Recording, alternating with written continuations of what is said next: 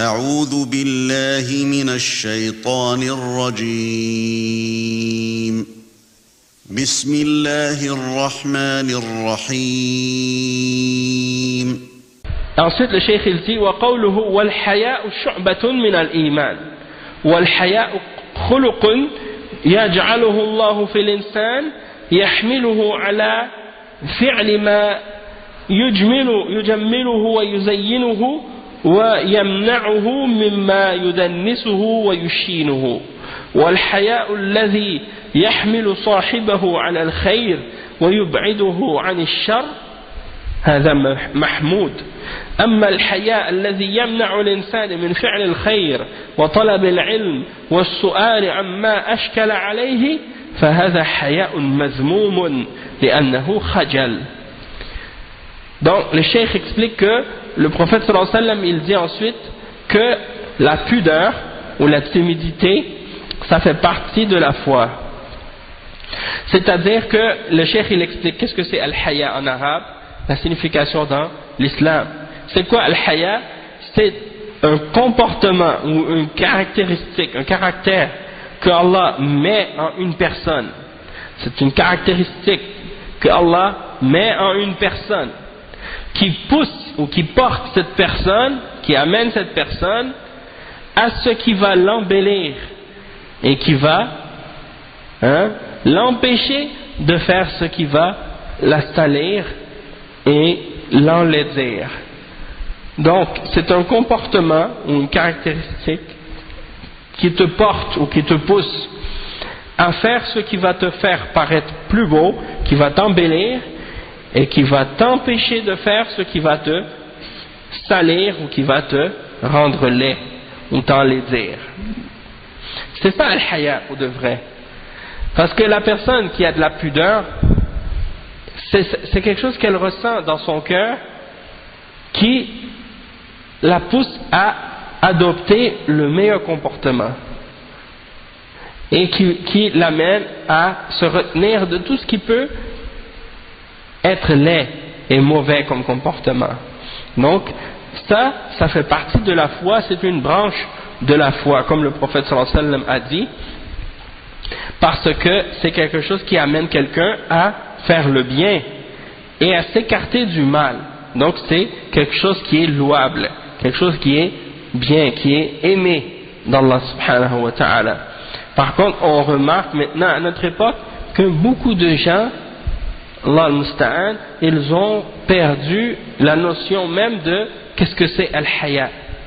Et le prophète sallallahu alayhi wa sallam il a dit inna mimma adraka an-nas min kalam an-nubuwwati al-ula idha lam tastahi fasna' ma shi'ta. Une des choses que les gens ont gardé ou ont reçu des premières prophéties, que si tu n'as pas de pudeur ou si tu n'as pas de gêne, fais ce que tu veux, pour faire comprendre aux gens l'importance de la pudeur. Et maintenant c'est comme ça. C'est pas seulement dans la question du vêtement et de l'habillement la pudeur. La pudeur c'est dans le comportement et dans la façon de parler et dans la façon d'agir, dans tout, pas seulement dans la façon de s'habiller. Mais la façon de s'habiller ça rentre aussi dans ça. Donc premièrement c'est d'avoir de la pudeur, de se rappeler que Allah subhanahu wa ta'ala il nous voit à chaque instant et donc on doit être gêné de lui en premier, gêné qu'il nous voit dans un endroit où il nous a interdit d'être, et qu'il entende des choses de notre part qu'il nous a interdit de dire, ou des choses de ce genre. Ça c'est en premier. Et puis ensuite la timidité, la pudeur envers les créatures, de faire en leur présence des choses qui sont honteuses ou qui sont laides ou qui sont mal vues. Donc ça c'est important. Il y en a qui disent moi je m'en fous de qu'est-ce que les gens pensent de moi. Ça c'est pas une mentalité normale de penser comme ça.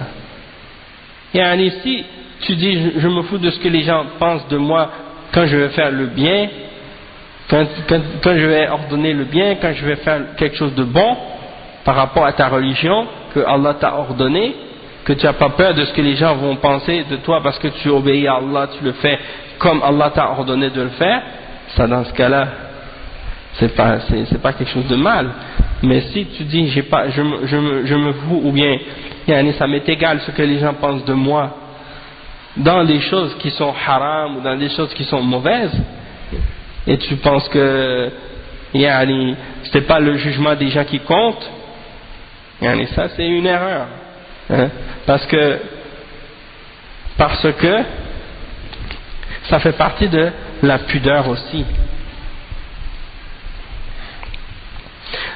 Ça fait partie aussi de la pudeur de se réserver même face aux créatures, pas seulement face à Allah subhanahu wa ta'ala. Même si la pudeur envers Allah c'est la base, mais par la suite aussi envers les créatures aussi c'est important.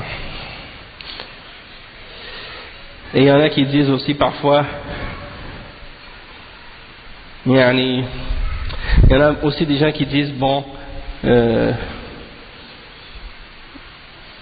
il faut pas, comme si ça m'est égal le jugement des gens, en voulant dire que pour eux c'est pas correct que les gens jugent par l'apparence. Ça c'est pas nécessairement vrai de façon absolue. C'est-à-dire que le fait qu'on juge par l'apparence, ça c'est une chose qui est tout à fait normale. Et si les gens te jugent mal à cause de ton apparence qui est mauvaise, tu peux pas les blâmer. Tu peux les blâmer s'ils te jugent mal par rapport à quelque chose que tu fais de bien et qu'ils te critiquent pour quelque chose que tu fais de bien, ou bien parce que tu respectes les règles de l'islam, les gens pensent du mal de toi à cause de ça parce que eux sont des kuffars puis ils n'aiment pas l'islam. Ça c'est une chose, ça c'est le jugement des kuffars envers l'islam et les musulmans. Ça c'est, on le sait que c'est pas basé sur la justice et c'est pas basé sur la vérité, mais le fait qu'un musulman par exemple qui contredit les règles de l'islam dans son apparence, dans sa façon d'être, dans sa façon d'agir, dans sa façon de parler, dans sa façon de s'habiller, puis par la suite il dit il faut pas juger par l'apparence, ça c'est une contradiction de qu'est-ce que l'islam nous enseigne.